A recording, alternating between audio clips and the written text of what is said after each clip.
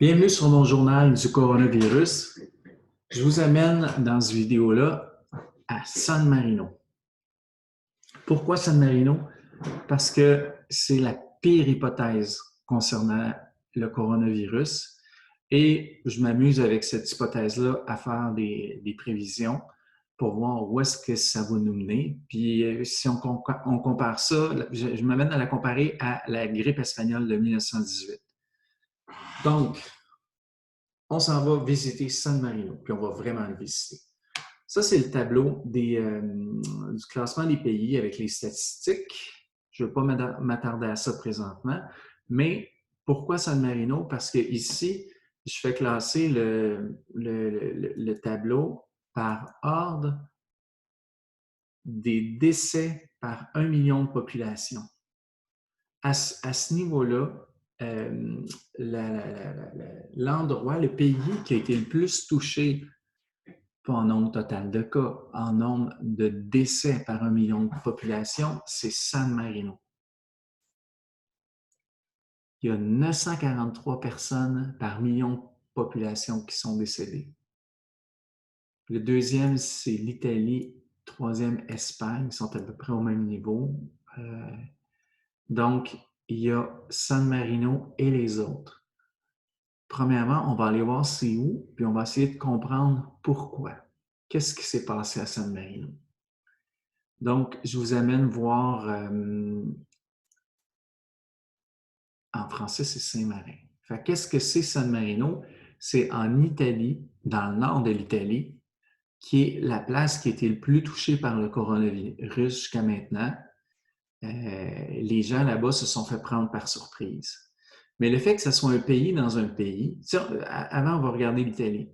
L'Italie, je crois que ça donnait 241 personnes, 241 décès par 1 million d'habitants.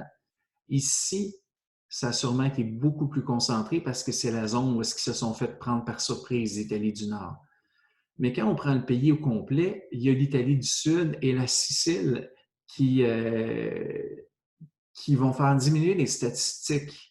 Parce qu'ici, ils ont eu le temps, ils ont vu ce qui se passait dans le Nord, ils ont fait du confinement, ils ont changé leurs habitudes, se sont mis à se laver les mains, à faire de la distanciation sociale. Donc, le virus a eu plus de difficultés à avoir la même pénétration que dans le nord de l'Italie. Donc, les décès de l'Italie, le fait que le sud, ce soit très grand, puis que le sud n'ait pas été touché de la même façon, ça fait que cette statistique-là abaisse. Saint-Marin, c'est un pays dans un pays. Je ne sais pas trop comment ça marche en Italie, là, mais on n'a pas vraiment ça ici. Là. Donc, le trait rouge ici, c'est San Marino. Puis, il n'y a pas beaucoup de monde là-dedans. Il y a 33 000 personnes. Là, c'est à peu près, je pense, comme la ville de Beaubriand ici. Donc, qu'est-ce qui arrive?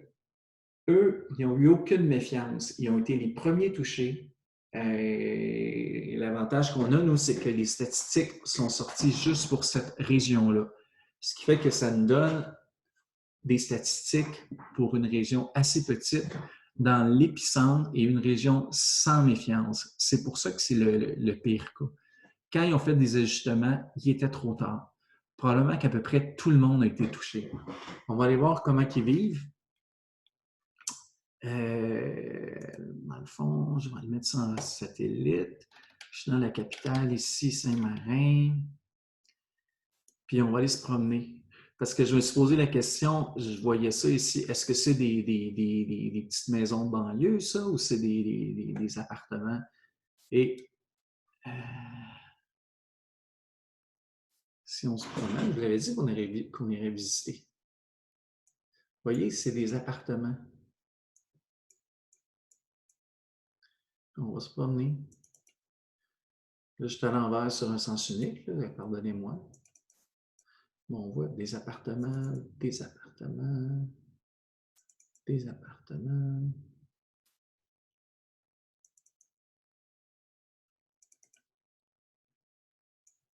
Des appartements. Ici, on en voit. Un beau point de vue pour prendre des photos. Ah, si vous allez à un parking, puis il y a de la place aussi. Donc, c'est ça, San Marino. les gens sont dans des appartements, ils vont toucher à peu près tous, dans ces édifices-là, ils vont toucher tous la même poignée de porte, la même entrée, peut-être le même ascenseur. C'est des petits villages que les gens sont près les uns des autres. Souvent, ils vont aller prendre l'apéro avant le souper tard. C'est pas la même distanciation sociale naturelle si on compare à ce qu'on a au Québec. Et vraiment, ça a été un terrain de jeu incroyable pour le virus, façon de parler. Les gens étaient sans méfiance et c'est pour ça que c'est le pire cas. Au niveau de la population, ce que j'ai vu, c'est que la densité de la population, c'est 566 personnes par kilomètre carré. Donc, les gens sont collés les uns sur les autres. Et encore une fois, ça montre que c'est un terrain de jeu pour le virus. Encore une fois, surtout parce que les gens n'avaient aucune méfiance. Quand ils en ont été informés ou qu'il y a des mesures qui ont été prises, il était trop tard. Ils devaient être à peu près tous infectés. Ça, on finira peut-être par le savoir. C'est quoi le pourcentage de la population qui va avoir été infectée quand il va y avoir des tests d'anticorps qui vont être faits. Ça va être le sujet d'une vidéo prochaine. Si on compare 566 personnes par kilomètre carré avec l'Italie, l'Italie, c'est 206 personnes par kilomètre carré. C'est un peu plus difficile pour le virus de voyager parce que souvent, il y a des distances à franchir. Alors que là, les gens étaient tous à peu près collés les uns sur les autres. C'est sûr qu'il y a des champs, il y a des vignes ou des oliviers là-bas, mais dans tous les villages qu'il y a et les villes, ben, les gens sont collés les uns sur les autres, comme on a vu. Si on va voir la progression là-bas, j'ai trouvé ça, c'est les chiffres officiels de la progression. Le noir, c'est les morts, les décès. Donc, c'est tout petit. Ils sont rendus à 32 décès. Il y en a eu longtemps 1, ça passe à 2, 3, 5, 7, 9, 11, 14, 20, 21, 22, 25, 26, ça monte par 2. Ce qui fait que là, on est à, je pense que c'est 984 décès par 1 million de population. Il n'a pas fini de monter. Là. Il va dépasser le 1000. Puis si vous vous souvenez, dans mon vidéo précédent, un des exemples que j'avais donné, c'était une personne sur 1000 qui décédait du coronavirus. Donc, on est proche de mon exemple. Malheureusement, je ne sais pas si le système médical s'est effondré. Fort probablement que oui, parce que dans toute l'Italie du Nord, il y a eu des problèmes. Je ne verrais pas pourquoi il n'y en aurait pas eu à San Marino, mais ça, je n'ai pas l'information. Les, donc, c'est vraiment le pire qui peut se passer. Le virus qui arrive dans une population non méfiante, puis le système médical sûrement s'est effondré, ce qui fait que ça fait 32 morts sur une population de plus de 33 000. Et c'est pas fini, parce que dès que ça change de 1 mort, ça fait augmenter beaucoup le chiffre. C'est sûr que ce n'est pas le plus grand des échantillonnages, mais quand même, si on mettait la situation pareille ailleurs, ça pourrait être mieux, ça pourrait être pire, mais ça serait dans ce coin-là. J'ai préparé un fichier parce que je voulais comparer ça à la grippe espagnole. Donc ici, à San Marino, il y a 943 personnes par 1 million de personnes qui sont décédées. Je suis allé voir c'est quoi la population mondiale. OK, il est en train de me calculer. 7 milliards 775 millions. Bon, ce site-là l'a fait monter avec des approximations au rythme que ça monte. Là. Donc, j'ai mis 7 milliards 775 millions. Si on prend le même ratio en disant que 943 personnes sur 1 million, puis ça, c'est le pire des cas qu'on voit sur la planète, là. Il n'y a rien qui s'en approche. Ça fait que la prévision des décès est 7 331 825. Je me suis dit, oh, c'est pas beaucoup. Il me semble que la grippe espagnole, c'est beaucoup plus que ça. Je suis allé voir la grippe espagnole elle a tué entre 50 et 100 millions de personnes en 1918. Donc, en 1918, j'ai mis 75 millions, entre 50 et 75 millions. Fait que ce qu'on voit si on compare ces deux chiffres-là, c'est qu'on ne peut pas comparer la grippe espagnole avec le coronavirus. Le pire des cas du coronavirus, c'est si la planète au complet, c'est un San Marino, c'est 7 millions de prévisions. OK, ça va monter là, dès qu'il va y avoir d'autres morts. Alors que la grippe espagnole a fait 75 millions de décès. La grippe espagnole est dans une autre classe. D'autant plus, j'ai fait un autre calcul. J'étais allé chercher la population en 1918. Bon, je ne l'ai pas exactement, mais j'ai vu un tableau ici, puis début 1900, ça passe à 2 milliards, un peu vers 1925. En tout cas, je vais regarder mon chiffre, je peux le monter un peu. Mettons qu'on le met à 2 milliards.